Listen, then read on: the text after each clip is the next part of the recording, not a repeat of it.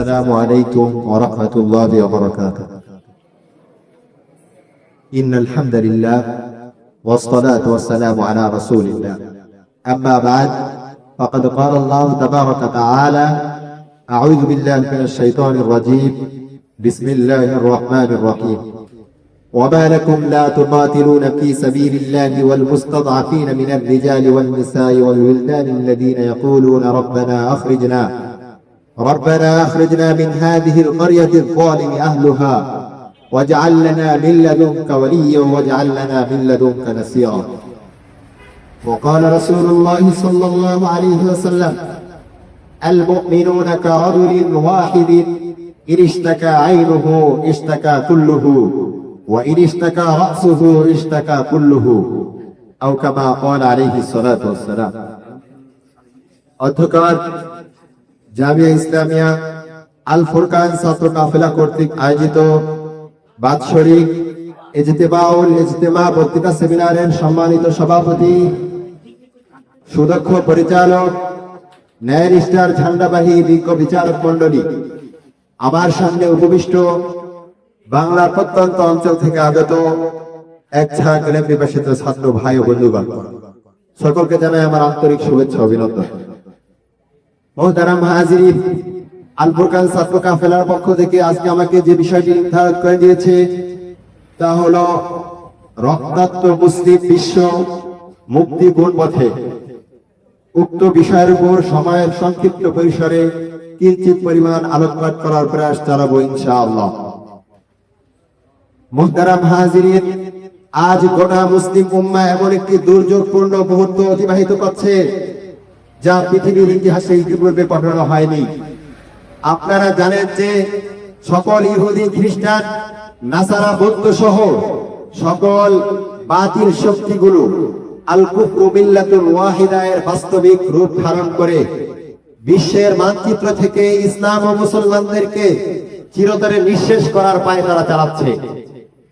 শুধু কি তাই, আজকে মুসলমানদের রক্ত ঝরছে আরাকানে, রক্ত ঝরছে কাশ্মীরে, রক্তের স্রোত ভাসছে আফগান, রক্ত সাগরে ভাসছে ফিলিস্তিন। গোটা বিশ্ব মানচিত্র আর মুসলমানের রক্তে রঞ্জিত।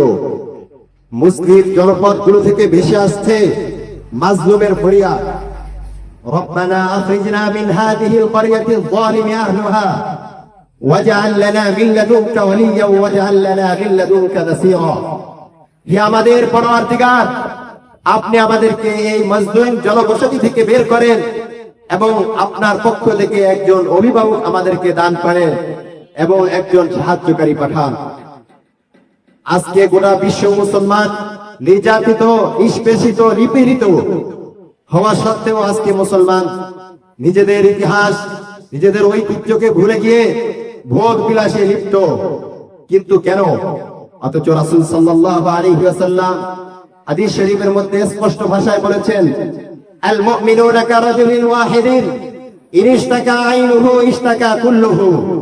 গোটা মুসলিম জাতি একটি দেহের ন্যায়।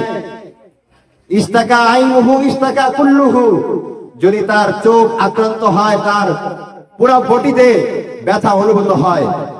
ওয়া ইশতাকা রাসুহু ইশতাকা কুল্লুহু, আর যদি তার মাথা আক্রান্ত হয় পুরো শরীরে এই ব্যথা অনুভূত হয়। আমি বলতে চাই, আজকে বিশ্বের যেখানে যত মুসলমান রয়েছে প্রত্যেকের জন্য আজকে আমাদের এরূপ দরদ হওয়া উচিত, দরদ থাকা উচিত। নচেত রাসূল সাল্লাল্লাহু আলাইহি ওয়াসাল্লামের ভাষায় আমরা পরিপূর্ণ মুমিন হতে পারবো না। রাসূল সাল্লাল্লাহু আলাইহি ওয়াসাল্লাম হাদিস শরীফের মধ্যে বলেন: ইদা তারাকতুমুল জিহাদ ফাসাল্লাতুল্লাহু আলাইকুম। হে মুসলিম উম্মাহ, তোমরা স্মরণ রাখিও, যখন তোমরা জিহাদ নামক ফরজ ইবাদতকে ছেড়ে দিবে তখন তোমাদের উপর বিভিন্ন আযাব চাপিয়ে দেওয়া হবে, তোমরা লাঞ্ছিত, অপদস্থ হবে। কাজেই আমি আগামী প্রজন্মের যুবকদেরকে উদাত্ত আহ্বান রাখবো: হে যুবক, দুনিয়াকে নিয়ে রঙিন স্বপ্ন দেখা বাদ দাও, জিহাদের তামান্না বুকে লালন করো। কেননা রাসূল সাল্লাল্লাহু আলাইহি ওয়াসাল্লাম বলেছেন, যে ব্যক্তি জিহাদে অংশগ্রহণ করলো না এবং জিহাদে অংশগ্রহণ করার তামান্না বুকে লালন করলো না, আর এই অবস্থায় মৃত্যুবরণ করলো, কেমন যেন সে কুফরি অবস্থায় মৃত্যুবরণ করলো। কাজেই আমাদেরকে প্রত্যেকটি মুসলমানের পাশে দাঁড়াতে হবে এবং তাদের সুখ দুঃখ ভাগ করে নিতে হবে। যদি আমরা আমাদের নিজেদের ইতিহাসকে আঁকড়ে ধরতে পারি, আমাদের ইতিহাস পিছনের ইতিহাস ভুলে গেলে চলবে না। মুসলমান সেই জাতি, মুসলমান তো বদরের জাতি, মুসলমানদের ইতিহাস রক্ত দেওয়ার ইতিহাস, মুসলমানদের ইতিহাস বিজয়ের ইতিহাস। মুসলমান কখনো মাথা নত করতে পারে না। আজকে মুসলমান নিজেদের ইতিহাসকে ভুলে গিয়ে অন্যের সামনে মাথা নত করে দিচ্ছে। আমি মনে করি আজকে মুসলমানদের এই অবনতির কারণ হলো এটাই। আজকে মুসলমান নিজেদের ভাইয়ের খবর নেয় না, অন্যের সাথে ইসলামকে নত করে দেয়। আল ইসলাম ইয়ালু ওয়ালা ইউলা আলাই, ইসলাম সর্বদা উঁচু থাকবে, ইসলামের উপর অন্য কিছু বিজয় লাভ করতে পারবে না। যদি আমরা এটা বাস্তবায়ন করতে পারি তাহলেই সার্থক হবে আজকের এই সেমিনার। ওয়া আখিরু দাওয়ানা আলহামদুলিল্লাহি রাব্বিল আলামিন। আসসালামু আলাইকুম ওয়া রাহমাতুল্লাহ।